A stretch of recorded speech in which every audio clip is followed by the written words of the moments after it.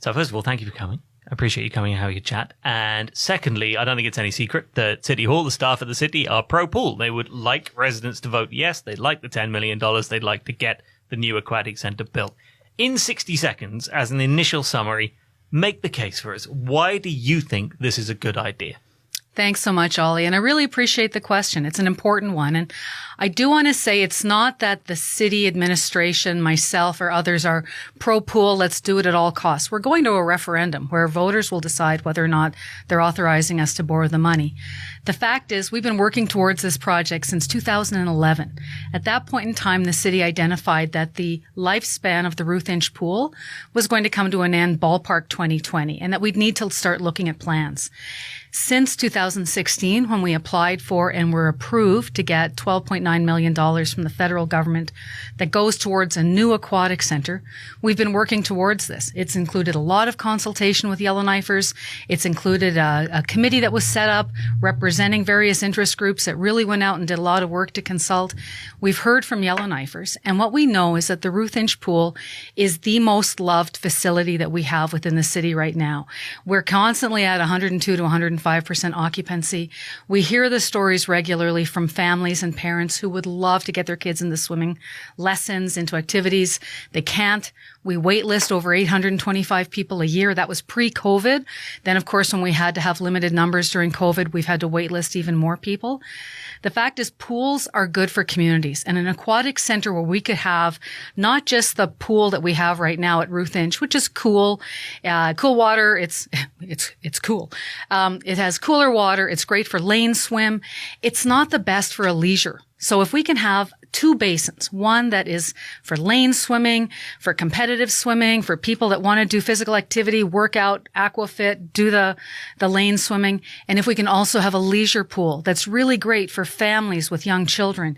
We have the ability for therapeutic uses for the pool then with a lazy river and other facilities.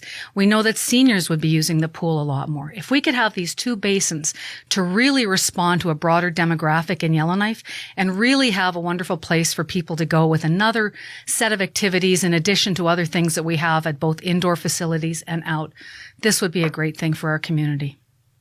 Residents, of course, have to balance up all of those positives with the cost of the facility. We know, obviously, that if residents vote yes, that's $10 million taken care of. We know there's $12.9 million from a federal grant that can be spent on this and only this. It cannot be spent on anything else. If you don't go ahead with this, that money gets given back.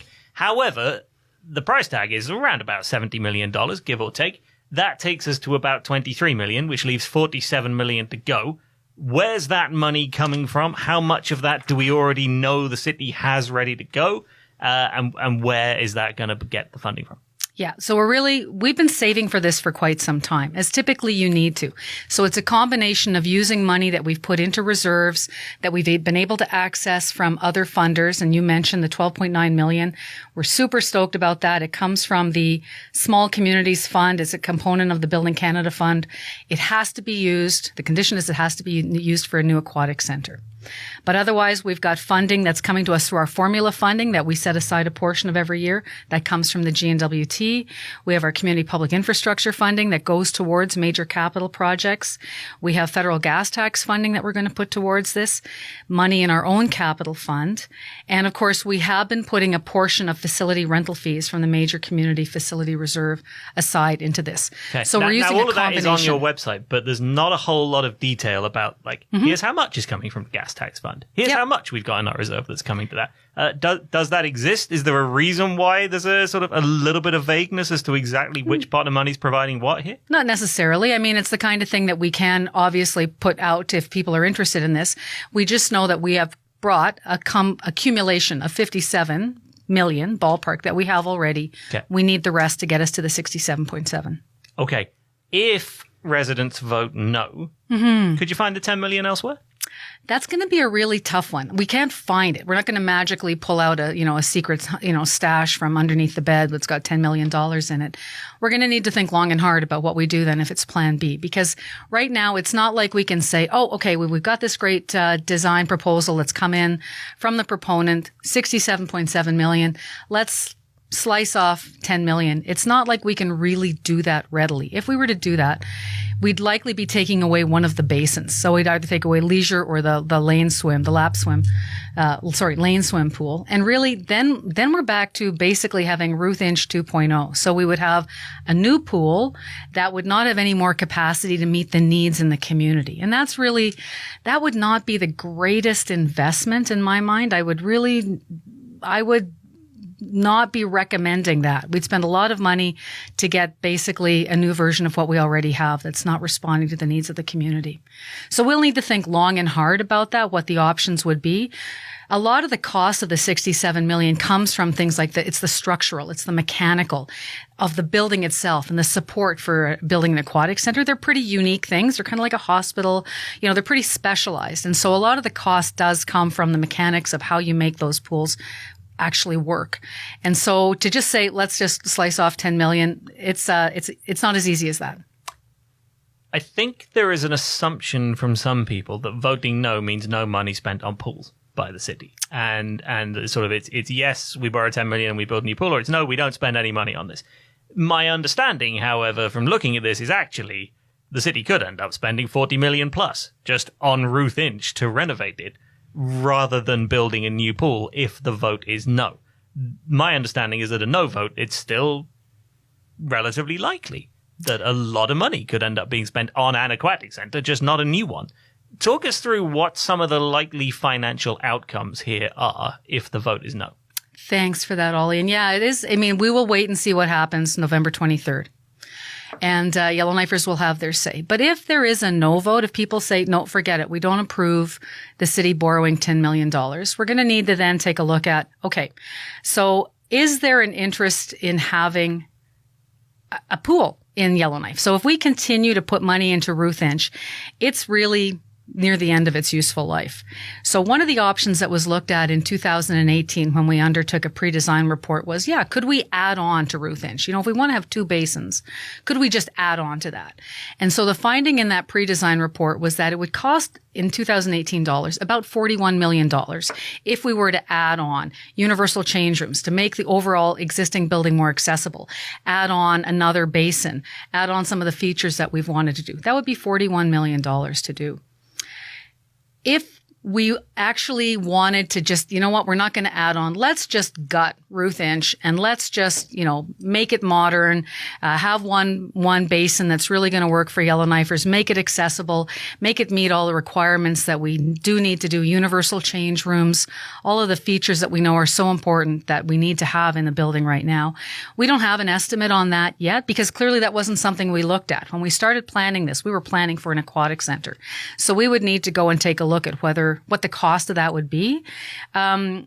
Again, just to refurbish, to spend millions of dollars on refurbishing and ending up with exactly what we have right now that doesn't meet the needs would have to be a really serious, somber conversation that we would need to have with council.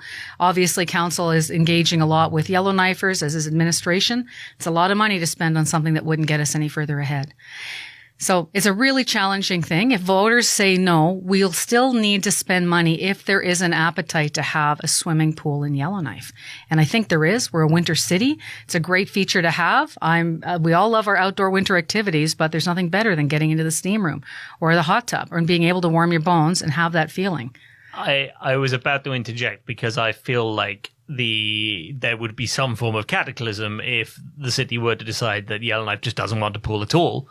Therefore, realistically, is the vote between spending a reasonably large sum of money on a new pool and somewhat less money on a modified old pool? Is that realistically what the vote is here? Realistically, I would have to agree with you. I mean, unless we go back to swimming lessons are only at Fred Henney in the summer and an outdoor lake, if we want to have a swimming pool in Yellowknife, the Ruth Inch pool is at the end of days. It is nearing the end of its life. So something is going to have to happen.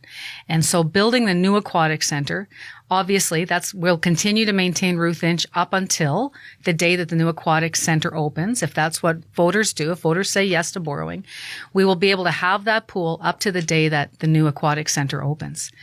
If it's, nope, sorry, we don't approve you borrowing, and if we do end up going back and taking a serious look at this idea of expanding and adding on to Ruth Inch, it's going to mean that we'll be without a pool for between 1 to 2 years, is what our estimate was in 2018, because we need to close down in order to be able to expand, to change the overall systems, the mechanical systems, all of the things that operate a pool. We'd need to work on that as we were doing the expansion as well. So we'd be without a pool for between 1 to 2 years if we did go that route. Okay. I've seen a modicum of grumpiness that this comes down to a vote on the $10 million rather than, say, a vote that could have had, option A, no pool, option B, redo the old pool, option C, this nice new design, option D, that nice new design, option E, the other nice new design over there. And, we could have had that vote a few years ago, and we could have set out all 5 options, and we could have said, right, we're treating this as a referendum on the borrowing needed. If you choose one of these nice shiny ones, everybody go. This also counts as a consultation. In the year 2018, residents pick from one of those 5, first past the post, whichever gets the most wins. Is there a reason we couldn't do it that way? Is there a reason we had to, obviously you say it's been a decade-long process. Is there a reason it had to be to get to the point of this very narrow question about 10 million or no, rather than a broader question about what kind of pool do you want? Select from these 3. It's a great question. And so a lot of it is that we are bound by the Cities, Towns, and Villages Act. So when we want to borrow, there is a very specific question that we need to ask. And that's included in the legislation. So if you see your ballot, if you've received it and if you've taken a look at it, the wording is a little bit legalese, right? And we really weighed out, man, I would have loved to have plain language that, but we didn't. And so we had to adhere to what it is in the legislation, which is asking in very clear terms if voters are approving us to be able to borrow the money. In 2018, we didn't know what the cost. We had an estimate on the cost. $49.8 million was what it came in on the design report. We were, at that point in time, we had a number of steps we still had to go through. What was our methodology going to be to build? Were we going to go with a typical design, like seek a design, finalize that, then go out to tender and see who's going to be able to build that for us? We opted instead to go with a design build, which is a little bit more organic. But what it does is it says, you know what, we're going to have the design and the construction packaged in one. It does a couple of things for us. It makes sure that we've got certainty around what the bottom line is. So we know that 67.7 million is the bottom line. We're not going to have, oh my gosh, cost overages, or this is going up or that is going up. Well, that's we've got really a guaranteed good, and I just amount. want to reinforce that. If this is a yes vote, what are the guarantees that this doesn't cost a cent more than the city has said it will cost to build, or a cent more on residence tax increases than the city has already said it will cost? Yeah. So in the design build methodology, what we have right now from the proponent that was selected from Clark Builders, they have come in with the full cost, and it includes contingency. So that $67.7 million includes, we know that there's supply chain issues. We know there's different things going on right now that hopefully we're going to get over as the world resumes a degree of normalcy once again. But in that amount, they're guaranteed to hold that for us until the end of January. So our goal is to have the referendum, have some certainty around the borrowing. If there is a yes vote from this, the next steps will include council doing second reading of that borrowing bylaw. It then has to go to the Minister of MACA. He's got to approve it. Council comes back, does their third reading. We finalize the negotiated contract with Clark, and we have it signed off within that time limit that they have guaranteed that they will hold their price. And that's the price that we'll pay. So we don't have the same risk as if we were having a separate design and then build. Part of the other side of this is that some of the rendering, some of the pictures that we've seen so far that the city has displayed, we've had a presentation including them yesterday at the Governance and Priority Committee of Council. They're on our website. They are renderings. And so the pool is not going to look exactly like that. There's still going to be some work done on the final design. If you watch the video that is rendering, there's going to be a lot more work, obviously, on the lobby area. We're working with Clark Builders. There's going to be things that make that much more Yellowknife. In the video, it's purely a sort of a big blank space, and that's not going to be what the final product is. There's still a little bit of tweaking that's going to happen with the design, and that is intuitive in the design build process. And just quickly, if it is a yes vote, when do we get this nice pool by? We will have it finalized by September 2024. Okay. Now, if it's a no vote, how long does that no vote last until the city comes back around and says, all right, look, we know you said no last time. Now Ruth Inch is really on its last legs. So we're going to ask you again, now can we borrow 10 million and now can we build a new aquatic centre? Like, what's the statute of limitations on no votes to municipal borrowing? That's a really good question. I'm actually not sure if there is anything in the legislation that says you have to wait X number of months or years.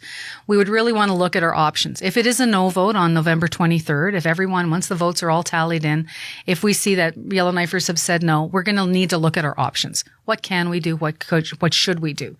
And again, like I said, just rebuilding Ruth Inch 2.0, that's not a good use of our funds. We need to make sure that we're building an aquatic center that's worthy of Yellowknifers. We're a center. People come here. They want to come to an aquatic center that's exciting. All of Yellowknifers want to do that. Those kinds of amenities attract people to come and live in a city like ours. So we're really hopeful that there is a yes vote. And I'm being very personally biased on this because I do believe that this is something that's good for our community now and into the future. If it's a no vote, we'll need to check out what our options are going forward then. Do you think it'll be close? I am hopeful that Yellowknifers will come out and cast an educated vote. I'm hoping that they will say yes, but we really want to make sure people have all the information available to make an informed decision. There's a lot of information on our website right now. We've had people come and say that they feel pretty strongly about this. They're happy to put their names on things that say, I'm voting yes for this. So we're really hopeful that we have a positive, informed outcome on the 23rd. Anything else you want to add before we let you go? You know, as a winter city, I think this is one of the most important things we can have for our mental health, for our well-being overall. It's one of the many things that makes Yellowknife great. And as a city, we really think that this is an important facet for our community. Okay. Sheila, thanks for coming in. My pleasure.